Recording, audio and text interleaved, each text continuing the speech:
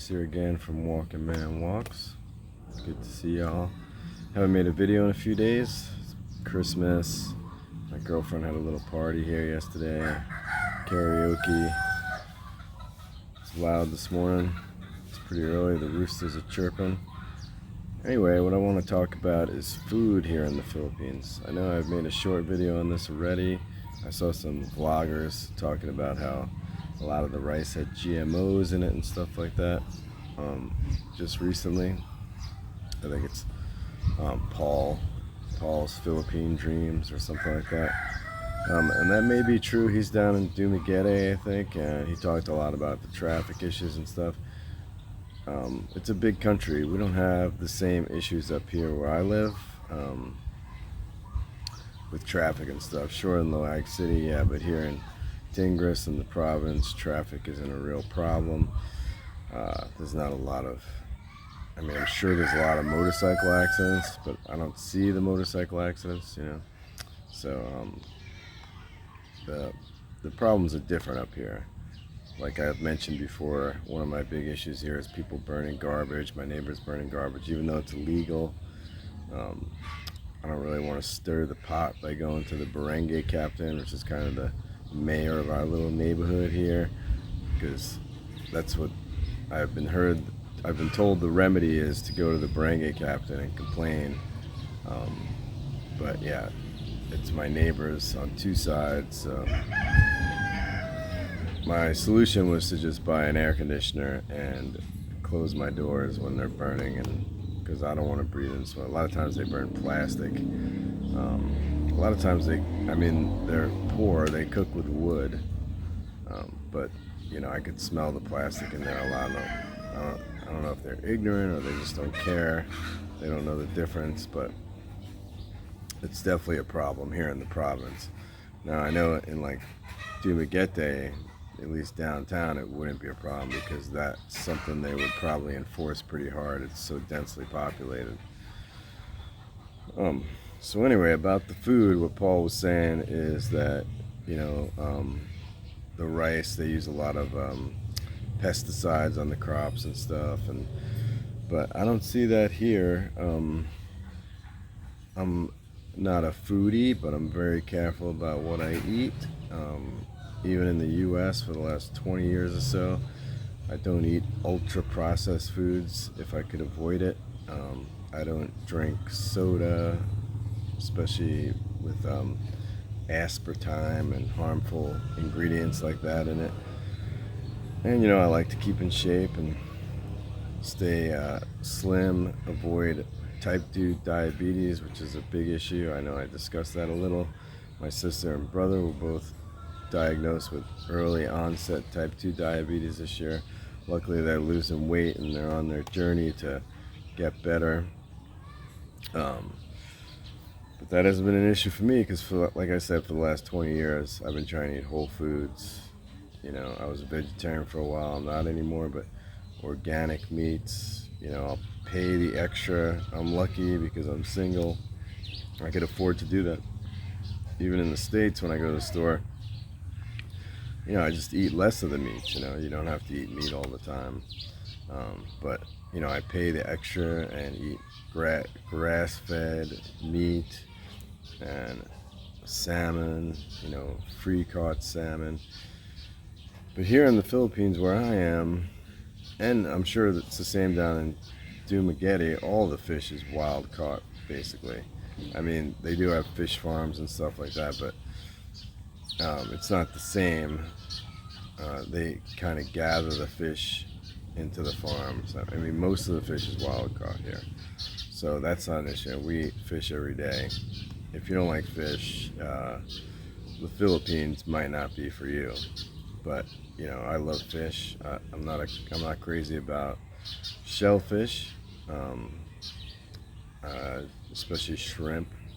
Everybody loves shrimp. My girlfriend loves shrimp, and that you get right out of the ocean at the market. Anytime you go there, it's available. Squid, there's another one, squid. You know, calamari is good, and that's available in the streets here, which is basically fried squid. But they also make a squid salad that's not fried, that's really good too. You know, and I mean, those kind of things are very healthy. And you hear the roosters around me, and a couple of my neighbors keep pigs. So if I buy pork, a lot of times it's from my neighbor who just killed their pig that morning, you know. So, and I know what they feed their pigs because I give them my scraps of food, and you know, basically they feed their pigs all the food scraps that they have and whatever else. You know, pigs will eat about anything. And the chickens, same thing. The chickens just, I mean, there's two basic kind of chickens here: the white feather chickens, which are an imported breed of chicken, which most people have, but then there's the native chickens too, which are longer, skinnier, more muscular. My girlfriend loves the native chickens, you know, so that's what she grew up with at her farm. And to me, the white feathers are a little better, the imported style chickens. But all the chickens here are raised to just wander around and forage for their own food, basically. And if I go buy a chicken at the market, you guaranteed somebody cut its head off and defeathered it that morning. But I'm gonna get chickens here soon. My girlfriend, she was raised on a farm, so she'll take a chicken from live chicken to serving it at dinner. You know, she'll kill it, defeather it, do whatever you have to do. I'm not even sure what the whole process is. I watched her and her mom doing it a few weeks ago. So the food here, I mean, Paul was saying that a lot of it is not organic, but especially the meats I get here. I don't buy much beef here. There is beef available, but beef is really expensive and harder to find. Pork is like the easiest thing to find. Pork and chicken and fish, of course. And so the pork, you know, it's 250 pesos a kilo. I haven't eaten pork in the U.S. for a long time because of the way they're raised and treated in factory farms there, and just they're unhealthy. They're pumped with antibiotics and other things to make them grow huge. You see the pigs here are not very big. They're like this, you know. They're not like these giant pigs you see in the U.S. that are 400 pounds or whatever. So if I go to the market and buy pork, or if I buy it here from one of my neighbors, it's $250 a kilo, you know, 250 pesos, excuse me, a kilo, which is basically, you know, it's not cheap. It's $4-5 a kilo. I don't know, maybe somebody could comment down below, tell me what it costs in the US for that. My neighbor just gave me a look like, oh, he's making a video. But so I'm not sure. I know last time I looked at chicken in the US, another thing I don't eat a lot of in the US unless it's organic, because the chicken there is also raised in factory farms where they live in thousands in one house, you know, and again, fed antibiotics, steroids to make them bigger, you know, and all kinds of stuff. They live in each other's crap all the time. So anyway, I just wanted to comment about Paul's video. If you guys want to comment down below, let me know